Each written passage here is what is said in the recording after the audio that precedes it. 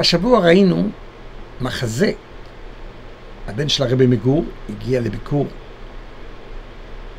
למנהיגי הליטאים, והיום הגיע הבן של הרבי מבלז. ושניהם הצעות הפוכות.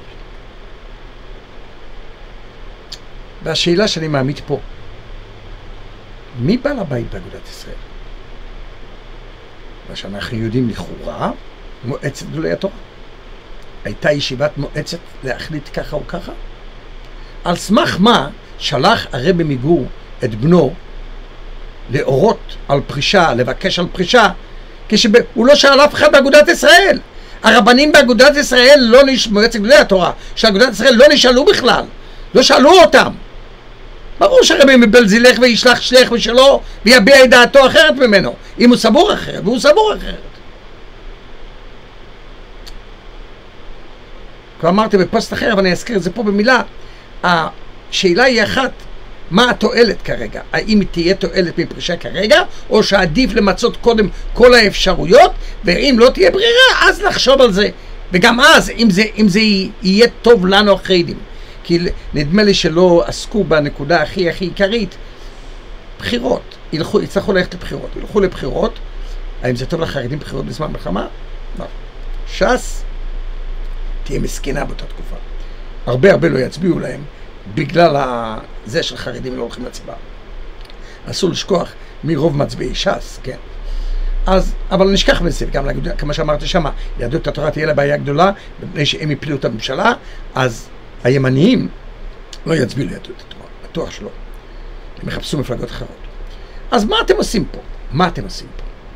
אבל לא, על זה דיברתם במקום אחר. אני פה מדבר עכשיו רק על עניין אחד. מי בעל הבית באגודת ישראל? הרבי מגור לא בעל הבית, הוא חושב שהוא בעל הבית. הרבי מבלז הראה לו היום שהוא לא בעל הבית. הוא לא יכול להחליט החלטות כאלה בלי רשות של מועצת גדולי התורה. יש עוד באגודת ישראל. גור אפילו לא חצי מנדט מבחינת הקולות שלהם. אם ויז'ניץ יחד עם 3/4 מנדט בקושי, אפילו לא. אז מה? אתם תחליטו החלטות בלי לשאול את הציבור? אז מילא כשעושה את זה מועצת, אז להם יש לכאורה הסמכות להכריע באגודת ישראל. כן אוהב את זה הציבור, לא אוהב את הציבור, לפחות רשמית. בלי לשאול את הציבור, ללכת לעשות נגד הציבור. אז כאן אני אגיד לגור, רוב הציבור החרדי הוא ימני. הוא במיוחד באגודת ישראל. ואם תפעלו נגד, אתם תבחרו בבחירות, מה שיקרה. לא ישתקו לכם. תפילו בממשלה, על רקע הזה, תשלמו מחיר כפול ומכופל. תחזקו את השמאלנים, איך אומרים? באיזה מפלגה שתהיו, לכם לא יצביעו. למפלגה הזו לא יצביעו.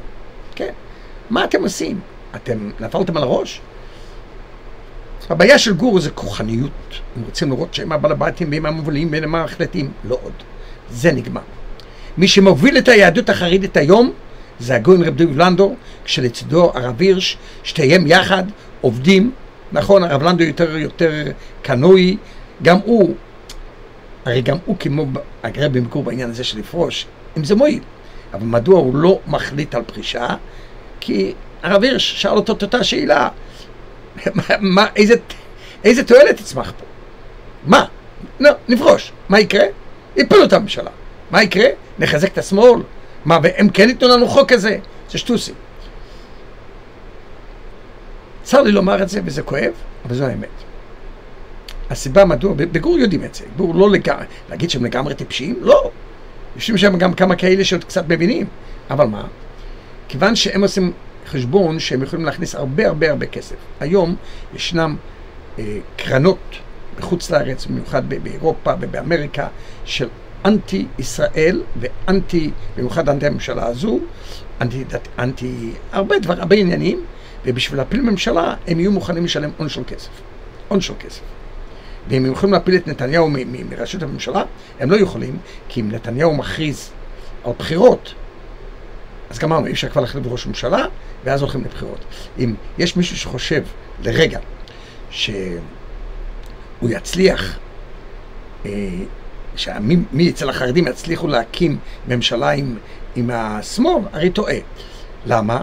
כי הוא יום לפני כן יודיע על התפטרות, על הפלת הממשלה ועל קביעת בחירות חדשות, ונגמר הסיפור. אין ממשלה אחרת שמאלנית. ואז הולכים לבחירות. הוא לא יאפשר מצב שממשלה תוכל להחליף אותו. איך? כי איך אפשר לעשות את זה? על ידי אי אימון. אבל הוא יכול להביא הצעה קצת לפני זה, שהוא מתפטר, שהוא קורא לבחירות חדשות, מצביעים על בחירות חדשות, ונגמר כל הסיפור. החרדים עובדים כטיפשים, אין שום דרך פה לצאת גיבורים פה וחזקים. אפשר כן להפיל את נתניהו, בלי תועלת, בלי שיהיה לך חוק גיוס. אז מה הרווחנו? אלא מה? גור תקבל פה הון של כסף. אז כל המאבק פה הוא, בגלל שגורמים עוינים לישראל ועוינים לנתניהו, מוכנים לשלם לגור סכומי עתק. בשביל זה הם עושים את זה. זה הכל. אין פה שום עניין אחר. כי בלי זה, מדוע גור עושים את זה? הם הרי עכשיו יפסידו גם את משרד השיכון. יפסידו גם כספים שהם מסדמים ככה מהצד שני בקואליציה. עכשיו הרי ינקמו בהם. ימנו שר שיכון שיבטל את כל ההחלטות שעשה גולדקנופ בשביל להפיל את כל היוזמות שלו. זה בלי שכל. מה אתם עושים פה עכשיו? אין פה ראש. אבל שוב, כשהם מקבלים הרבה כסף בצד ממקומות אחרים, אז זו כל הסיבה. אני אוסיף פה עוד משהו. הלוואי שגור יפרשו. שילך איתם טסלר, שגור וויז'ניץ יהיו מחוץ למחנה, אגודת ישראל תתפלג, לא תהיה ברירה, וזהו, זה בשלום על ישראל. ואז, בבחירות הבאות, שתי מפלגות. שהם ילכו לבד, אני לא בטוח, לדעתי, הרב לנדו לא ייקח את גר, הוא יעדיף את הצד השני במצב הנוכחי, מי שיודע את פורוש וטיילר והקשרים האלה, הוא יעדיף אותם עם דגל התורה, אם יחליטו ללכת יחד, הוא לא ייקח את גור, ואז נראה מה שיקרה. ואם ירוצו בנפרד, אם נגיד דגל התורה תחליט לרוץ בנפרד בלי אף אחד אחר, אז גמרנו. לכלל חסידי הוא פי 2, פי 3 כמעט, ראינו את זה בבחירות, תראו כמה נציגים יש לגור בעיריות וכמה נציגים יש לשלום אמונים, אז זה אומר הכל. ציבור יותר גדול, ויחד עם עוד כמה קבוצות, אולי יעברו ויעשו את זה לבד, אבל אפילו אם יהדות התורה תתמודד יחד, הרב לנדו ייקח את שלום אמונים, והוא לא ייקח את גור. אז אני משאיר כרגע את הנושא הזה, אני רק אומר עוד פעם ועוד פעם ועוד פעם. גור, אתם רוצים ללכת? תלכו, בואו נתפטר מכם. בשלום על ישראל. הגיע הזמן. אם אתם לא מוכנים לעבוד עם כולם, ואתם לא מוכנים לקבל את הנהגתו של הרב לנדו, שהוא המנהיג היום של היהדות החרדית, ולא הרבי מגור, שיהיה ברור. כן, זו עובדה. אם הוא רוצה להראות באגודי שהוא הבעל הבית, הוא לא הבעל הבית. ראינו בבחירות לעיריות, הוא לא הבעל הבית. ואדרבה, בואו פעם אחת נתמודד זה מול זה, ונראה למי יש את הכוח. למה הם לא רוצים בחירות פנימיות באגודת ישראל? כי הם יודעים שהם יפסידו. מה אפשר לעשות? רוצים לעשות שטויות, בגלל כסף שגורמים עוינים לישראל מוכנים לתת להם, צר וכואב. שהם מדרדרים לדרך הזו. אבל שוב, הלוואי שזה יקרה, והלוואי שהם יצאו, הממשלה לא תיפול בלעדיהם, ושהם יישארו בחוץ. תודה ושלום.